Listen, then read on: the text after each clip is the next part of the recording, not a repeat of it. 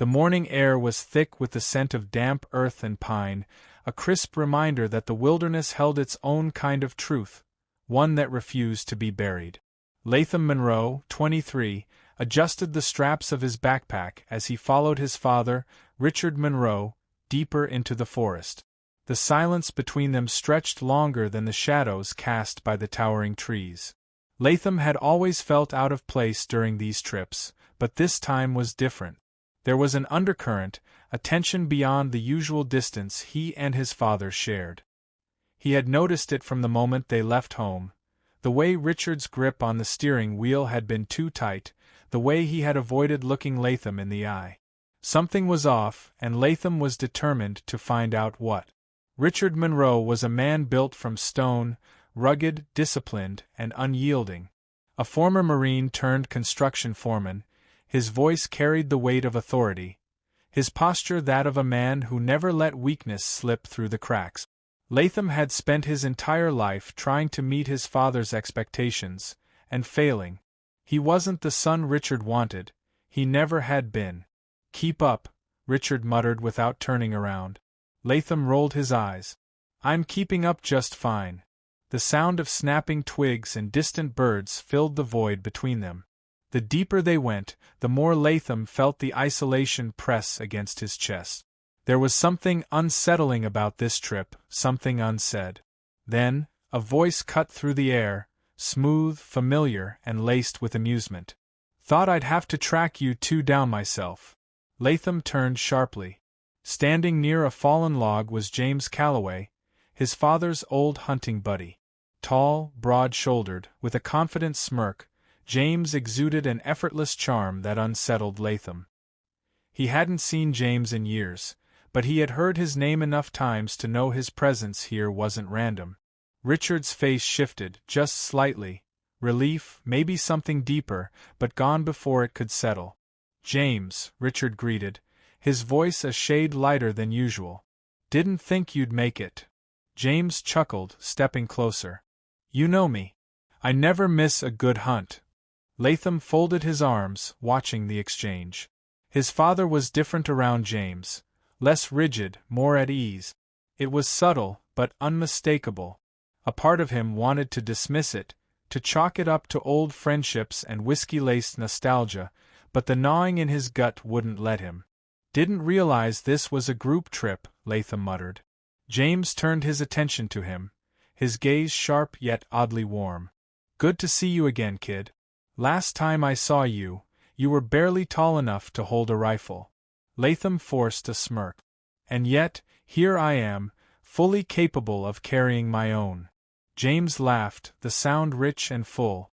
"I like that." Richard shifted, his eyes flicking between them. "We should get moving. Sun won't wait for us."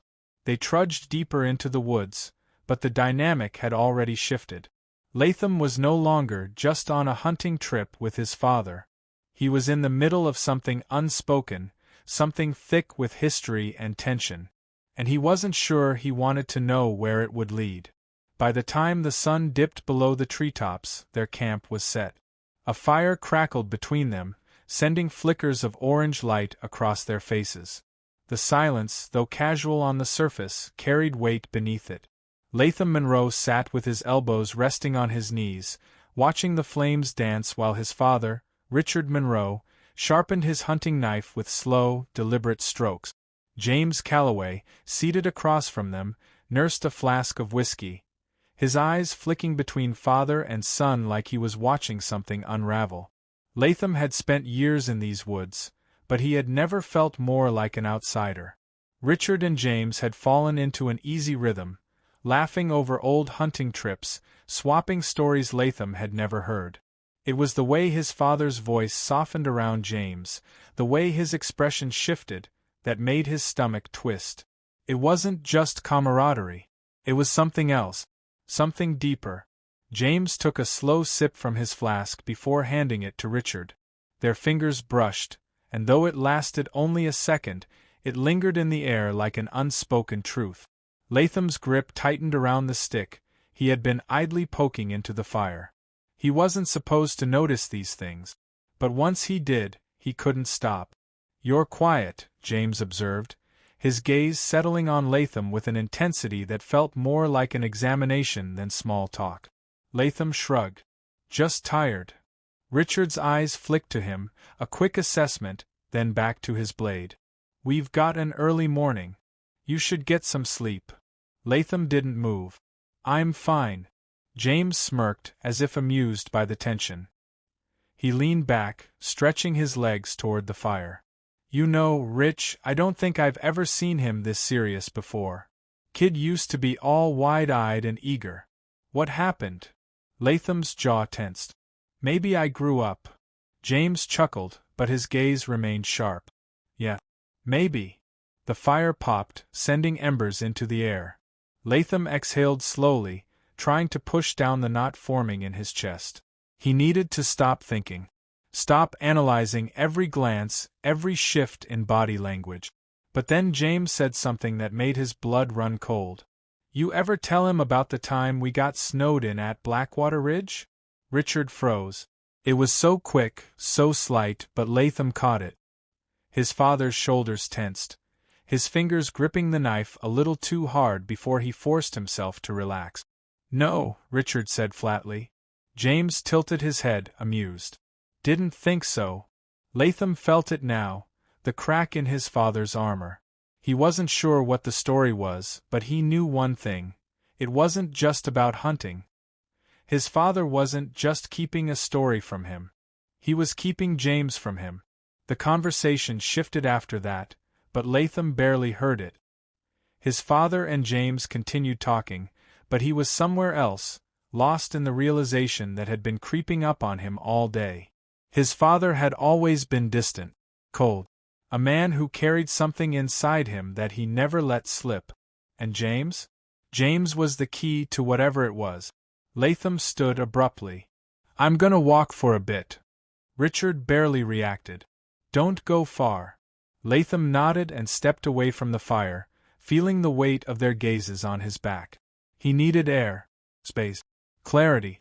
But as he moved through the trees, he heard voices. Lower this time. Hushed.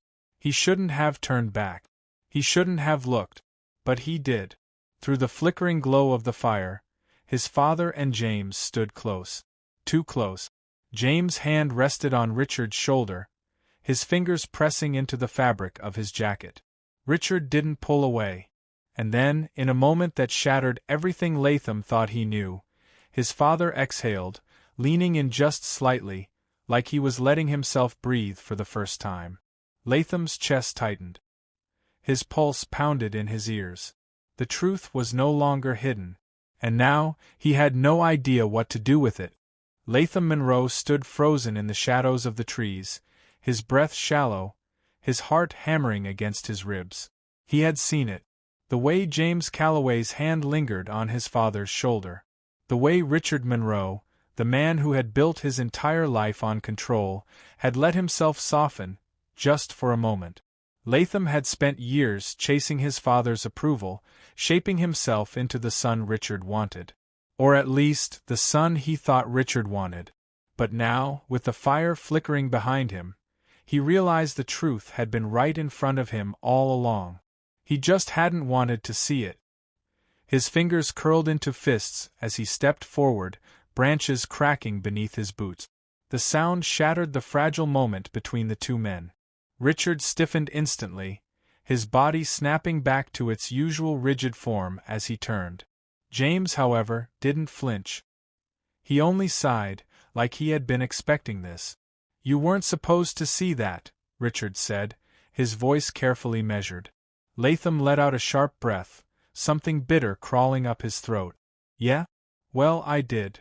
Richard's face was unreadable, but his fingers twitched at his side, a tell Latham recognized. Guilt. But guilt over what? Over the truth being revealed? Or over the years of lies? James crossed his arms, watching them both with the patience of a man who had long accepted that secrets didn't stay buried forever. Maybe it's time you told him, Rich. Richard's jaw tightened. His gaze flickered toward Latham, brief hesitation, before he turned away, rubbing a hand over his face. Latham stepped closer, refusing to be ignored. Told me what? His voice came out sharper than he intended, but he didn't care. That you've been lying to me my whole life? That Mom was just, what? A cover? Richard exhaled slowly, staring into the fire.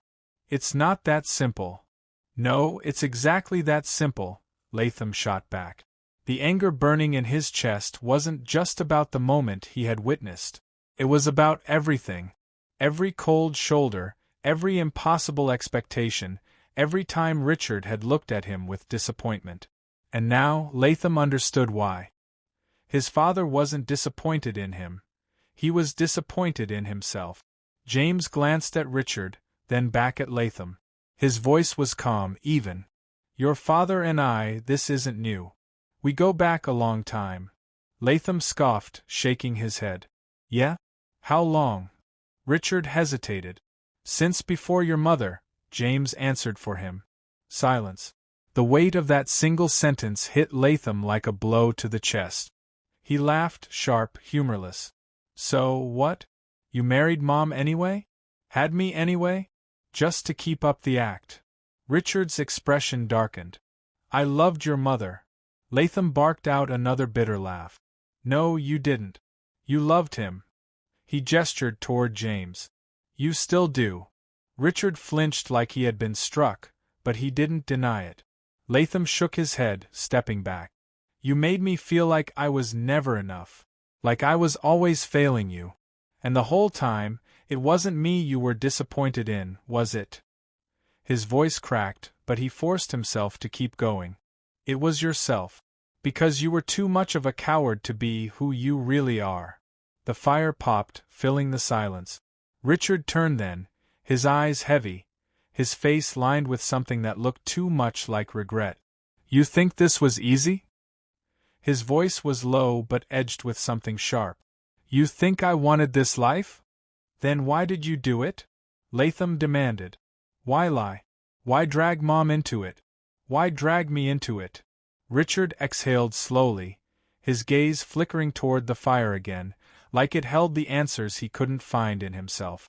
Because I was afraid, he admitted, voice barely above a whisper. Afraid of losing my family. Afraid of losing you. Latham's chest tightened. He wanted to be angry. He was angry. But beneath the rage, beneath the betrayal, was something else, understanding. Because he knew that fear. He had lived it too. James finally broke the silence. The truth's out now. No more pretending. His eyes flicked to Latham. So, what happens next? Latham swallowed hard, his gaze shifting between the man he had known as his father and the man who had always been in the shadows. I don't know, he admitted. And for the first time, neither did Richard. The fire had burned low, its embers casting a dull, red glow against the night. The weight of everything that had been said, everything that had been exposed, hung heavy in the air. Latham Monroe sat on the log where he had been before, but now, nothing felt the same. The world had shifted beneath him. His father, Richard Monroe, wasn't the man he thought he was. James Calloway remained seated across from them, his expression unreadable but his presence unwavering. He had been there through it all, through the lies, through the years of pretending. And yet, he had never forced Richard to choose. Latham exhaled slowly, rubbing his hands together to chase away the cold that had nothing to do with the night air. So, what now? His voice was quieter than he expected. Richard, who had been staring into the fire like it held all the answers, finally looked at him. His face was lined with exhaustion, not from the hunt, but from years of burying the truth. That's up to you. Latham let out a dry laugh. Right. Because this whole thing has been about what I wanted. Richard's jaw tightened, but he didn't argue. Maybe because he knew Latham was right. Maybe because he was finally done lying, to himself, to everyone. James leaned forward, resting his elbows on his knees. Look, kid. Latham's glare cut through him. Don't call me that. James sighed. Fair enough. He paused, choosing his words carefully. This thing between me and your father. It was never meant to hurt you. Or your mother. But life doesn't always give you easy choices. Latham scoffed. No, but it gives you choices. His eyes snapped back to Richard. And you made yours. You chose to lie. To hide. And in doing that, you made me feel like I was never good enough. Like I was failing you, when really, you were just failing yourself. Richard's lips parted slightly, but no words came out. Because there was nothing to say. Latham was right. The fire cracked, sending a spark into the air. For the first time in his life, Latham saw his father for who he truly was, not the towering, unshakable man he had once believed him to be, but a man filled with fear and regret. A man who had spent his entire life running from himself. And suddenly, the anger that had burned so fiercely inside Latham dimmed. Not gone. But different. He wasn't just angry at his father. He pitied him. Richard sighed, running a hand over his face, suddenly looking older than his years. I was scared, he admitted. Of losing everything. Of losing you. Latham's throat tightened. You already did. Silence. And then, Richard nodded. Not in defense, not in denial, but in acceptance. James stood, stretching before grabbing his flask from his pocket.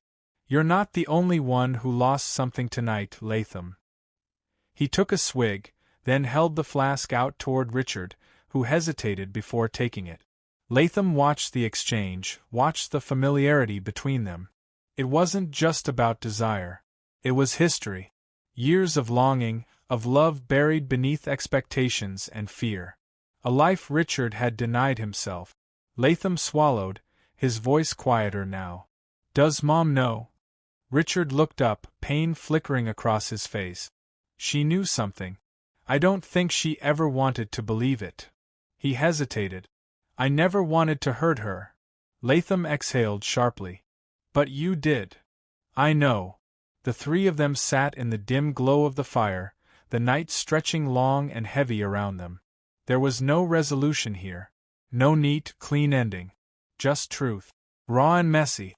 Latham pushed himself up, brushing the dirt from his jeans. I need to think.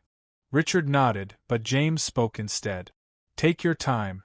Latham turned, stepping into the darkness beyond the fire's glow. His father's voice stopped him before he got too far. I love you, Latham. Latham paused, his back still turned. He closed his eyes, inhaled deeply. Then, without looking back, he walked into the woods, needing space. Needing to decide whether the truth was something he could live with, or something he would leave behind.